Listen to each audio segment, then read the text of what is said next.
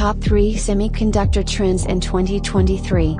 With the low demand for consumer electronics, high inflation, and rising interest rates, the global semiconductor industry is entering a period of weakness.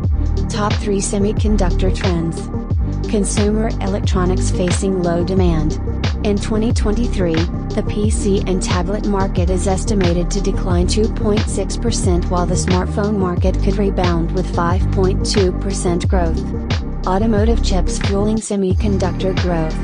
The automotive chip market will grow from $42 billion in 2021 to $125 billion in 2030. The US-China chip war.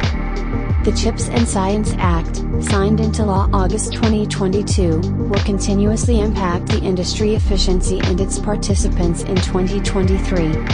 Though 2023 may not be a positive year for the global semiconductor industry, automotive chips still play a strong growth momentum. Want to select the suitable semiconductor? Visit TECHDesign now.